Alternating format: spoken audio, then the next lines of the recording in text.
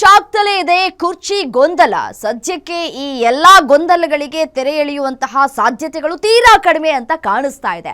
ದೆಹಲಿ ಅಂಗಳದಲ್ಲಿ ಗೇಮ್ ಶುರು ಮಾಡಿದ್ರ ಡಿಕೆ ಶಿವಕುಮಾರ್ ಸಿಎಂ ಸ್ಥಾನವನ್ನ ಗಿಟ್ಟಿಸಿಕೊಳ್ಳೋದಕ್ಕೆ ಎರಡೆರಡು ಬಾರಿ ರಾಹುಲ್ ಗಾಂಧಿ ಅವರನ್ನ ಭೇಟಿ ಮಾಡಿದ್ದಾರೆ.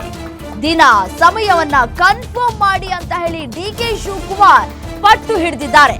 ನಿಮ್ಗೆ ಅವಕಾಶ ಸಿಗುತ್ತೆ, ಆತುರ ಬೇಡ ಅಂತ ಹೇಳಿ ರಾಹುಲ್ ಗಾಂಧಿ ಅವರು ಕಿವಿ ಮಾತನ್ನ ಹೇಳಿದಂತೆ ಕಾಣಿಸ್ತಾ ಇದೆ. ರಾಹುಲ್ ಗಾಂಧಿ ಬಳಿ ಸಚಿವ ಸಂಪುಟ ವಿಚಾರವೂ ಕೂಡ ಪ್ರಸ್ತಾಪ ಆಗಿದೆ. ಸಂಪುಟ ಪುನರ್ರಚನೆಗೆ ಅವಕಾಶ ಕೊಡಬೇಡಿ, ನಾಯಕತ್ವ ಬದಲಾವಣೆ ವೇಳೆ ಹೊಸ ಸಂಪುಟ ಪುನರ್ರಚನೆ ಆಗಬೇಕು.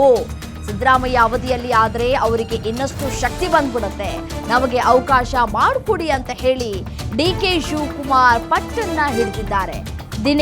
ದಿನ ಮತ್ತೆ ಸಮಯ ಹೇಳ್ಬಿಡಿ ನನಗೆ ಅಂತ ಹೇಳಿ ರಾಹುಲ್ ಗಾಂಧಿ ಅವರ ಮುಂದೆ ಪಟ್ಟು ಹಿಡಿದಿದ್ದಾರೆ ಡಿಕೆ ಶಿವಕುಮಾರ್.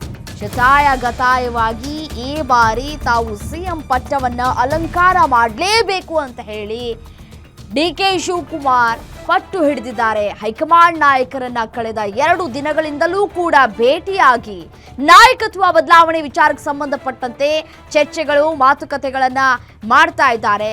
ರಾಹುಲ್ ಗಾಂಧಿ ಅವರು ತಾಳ್ಮೆಯಿಂದ ಇರಿ, ಆತುರವಾಗಿ ನಿರ್ಧಾರವನ್ನ ತೆಗೆದುಕೊಳ್ಳೋದಕ್ಕೆ ಹೋಗಬೇಡಿ, ಸಮಯಾವಕಾಶವನ್ನ ನಮಗೂ ಕೂಡ ನೀಡಿ, ತಾಳ್ಮೆಯಿಂದ ಇರಿ ಅಂತ ಹೇಳಿ ಒಂದಷ್ಟು ಕಿವಿ ಮಾತನ್ನ ಹೇಳಿ ಕಳಿಸಿದ್ದಾರೆ ಅಂತ ಹೇಳಿ ಮಾಹಿತಿ ಲಭ್ಯವಾಗ್ತಾ ಇದೆ. ಸದ್ಯಕ್ಕೆ ಈ ನಾಯಕತ್ವ ಬದಲಾವಣೆಯ ಈ ಒಂದು ವಿಚಾರ ಯಾವಾಗಲೂ ರಾಜ್ಯದಲ್ಲಿ ಬಿಸಿಯಾಗೆ ಇಡುವಂತಹ ಕೆಲಸಗಳು ಕೂಡ ಆಗ್ತಾ ಇದೆ.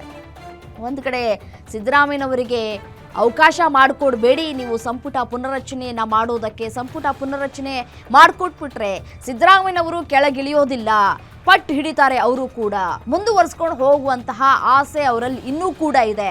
ಅದನ್ನ ಅವರು ಮುಂದುವರಿಸ್ಕೊಂಡು ಹೋಗುವಂತಹ ಸಾಧ್ಯತೆ ದಟ್ಟವಾಗಿದೆ. ಸೊ ಹಾಗಾಗಿ ನಾಯಕತ್ವ ಬದಲಾವಣೆ ಆದಂತಹ ಸಂದರ್ಭದಲ್ಲಿಯೇ ಸಚಿವ ಸಂಪುಟ ಪುನರ್ರಚನೆ ಮಾಡೋಣ, ಆಗ ಎಲ್ಲವೂ ಕೂಡ ಹೊಸದಾಗಿ ಇರುತ್ತೆ ಅಂತ ಹೇಳಿ ಡಿಕೆ ಶಿವಕುಮಾರ್ ಪಟ್ಟು ಹಿಡಿದಿದ್ದಾರೆ.